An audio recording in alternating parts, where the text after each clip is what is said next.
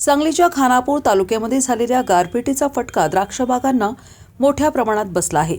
तुफानी गारपिटीमुळे द्राक्षांचे घड अक्षरशः उद्ध्वस्त झाले आहेत। बिवघाट, करंजे, बानुरगड, पळशीसह आसपासच्या गावात गारपीट आणि वादळी वाऱ्यासह जोरदार पाऊस झाला आहे। गारपिटीमुळे द्राक्षबाग शेतांमध्ये घडांना फटका बसून शेतात अक्षरशः द्राक्षमण्यांचा खच पडला होता। या गारपिटीचा शेकडो हेक्टरवरील द्राक्षबागांना फटका बसण्याची भीती व्यक्त केली जात आहे।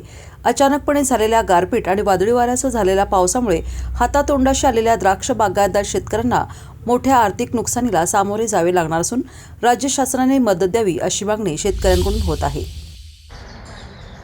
आज दुपारी 2 ते 4च्या दरम्यान बिवघाट, करंजे, हिवरे, पळशी, बानुरगड या परिसरात गारपिटीसह वाऱ्याचा पाऊस झाला आणि यामध्ये द्राक्ष बागांचं फार मोठ्या प्रमाणात नुकसान झालेलं आहे। अक्षरशः द्राक्ष पिकं ही जमीन उद्ध्वस्त झालेली आहेत। द्राक्षांचा सडा अगदी जमिनीवर बसेल इतपत सगळ्या द्राक्षांचं नुकसान होऊन शेतकऱ्यांवर अत्यंत दुर्दैवी वेळ आलेली असून द्राक्षाचं प्रचंड मोठ्या नुकसान झालेलं आहे। त्यामध्ये पूर्ण वर्षाचं जे मेहनत असते शेतकऱ्यांची ते पूर्णपणे वाया गेलेली आहे।